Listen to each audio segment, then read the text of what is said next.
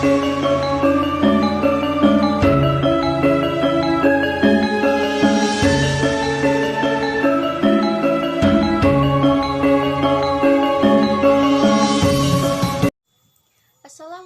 warahmatullahi wabarakatuh.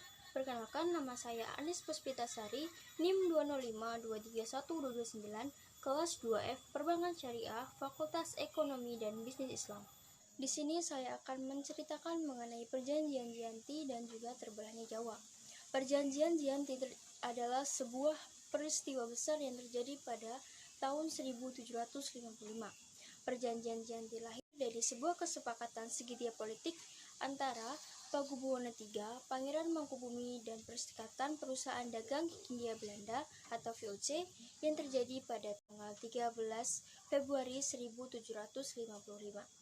Nama Giyanti diambil dari tempat atau lokasi penandatanganan perjanjian, yaitu di Desa Janti, atau saat ini dikenal dengan Duku Kerten, Jatiharjo, Karanganyar, Jawa Tengah. Perjanjian Giyanti ini dibuat untuk meredakan api konflik yang terjadi secara berlarut-larut.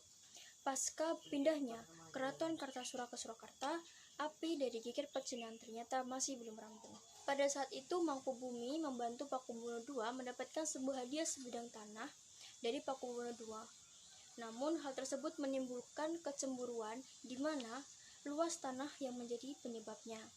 Salah seorang pangeran melaporkan ketidakadilan tersebut kepada Gubernur Jenderal Van Imhoff. Kemudian Gubernur Jenderal Batavia tersebut mengeluarkan sebuah keputusan yang membuat tanah tersebut tidak jadi dimiliki oleh Mangkubumi. Hal tersebut membuat Mangkubumi meminta izin kepada Pakubuwono II untuk meninggalkan wilayah kekuasaan Pakubuwono II. Kemudian Pakubuwono II memberikan uang sebanyak 3.000 ril kepada Mangkubumi sebagai uang makan Mangkubumi dan juga anak buahnya. Sejak itulah terjadi pecah perang Mangkubumen. Hal ini mendorong Jenderal VOC Jawa Utara Nicholas Harting mengambil sikap. Secara tertutup, ia melakukan perundingan dengan Pangeran Mangkubumi guna menyelamatkan daerah operasionalnya. Setelah beberapa kali melakukan perundingan, Jenderal Harting bersepakat dengan keinginan Pangeran Mangkubumi yang juga hendak menjadi penguasa di Tanah Jawa. Pada tanggal 23 September 1754, nota kesepakatan dengan VOC dan Mangkubumi terlaksana, yang kemudian nota tersebut disampaikan kepada Pakubuwono III sebagai pengganti Pakubuwono II. Isi nota tersebut menyatakan bahwa Pangeran Mangkubumi mendapatkan wilayahnya. Kemudian pada tanggal 4 November 1754, Pakubuwono III menyatakan sepakat atas nota kesepahaman tersebut. Surat persetujuan tersebut disampaikan kepada Gubernur Jenderal VOC Jacob Mosel. Kesepakatan ini mendorong terjadinya sebuah perjanjian besar yang ditandatangani di Desa Giyanti, yang mana perjanjian ini atau kesepakatan ini dinamakan dengan Perjanjian Giyanti.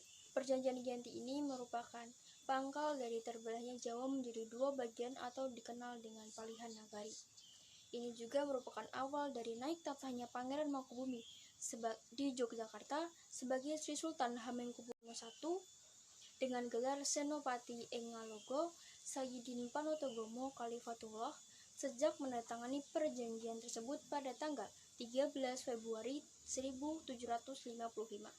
Di tanggal 15 Februari 1755 terjadi pertemuan untuk meneruskan pembagian atribut-atribut keraton seperti keris sebagai pusaka raja yang kemudian diserahkan kepada Sultan Hamengkubuwono I. Kemudian terbaginya dua bahasa tarian tutup kepala atau blangkot, yang mana hal ini yang membuat cara berpakaian adat antara orang Solo dan orang Jogja berbeda. Namun sebenarnya terbelahnya Jawa ini tidak terjadi begitu saja, seperti halnya bahasa. Bahasa ini menjadi berbeda juga dikarenakan oleh faktor lainnya seperti faktor lingkungan dan juga faktor kebiasaan sehari-hari. Bagian bahasa ini juga memerlukan proses panjang dalam pembentukannya. Perjanjian Giyanti yang tidak menyebutkan secara rinci mengenai pembagian wilayah menciptakan terjadinya rentetan-rentetan peristiwa seperti adanya wilayah tumpang tindih antara wilayah Solo dan wilayah Jogja.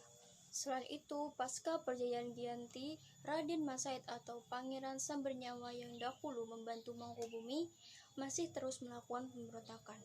Pangeran Sambernyawa yang juga termasuk dalam terah Mangkubuwono menuntut haknya sebagai penguasa wilayah. Dalam gerakannya, pada bulan Oktober 1755, Pangeran Sambernyawa berhasil mengalahkan satu kelompok VOC. Kemudian pada bulan Februari 1756, ia hampir membakar keraton yang baru saja didirikan di Yogyakarta. Kemudian pada bulan Februari 1756, ia hampir membakar keraton yang baru saja didirikan di Yogyakarta.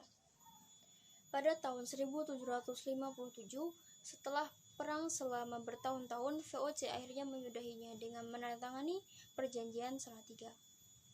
Perjanjian itu membuat tanah Jawa terbagi lagi.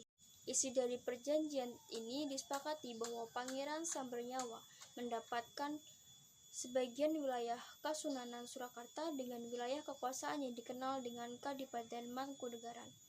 Pangeran Sambernyawa bercatah tahta dengan gelar Kanjeng Gusti Pangeran Adipati Aryo Mangkunegoro Lelono Joyo Miseso Senopati ing Alago Satrio Rogo Mataram ing Nagari Surakarta Adiningrat.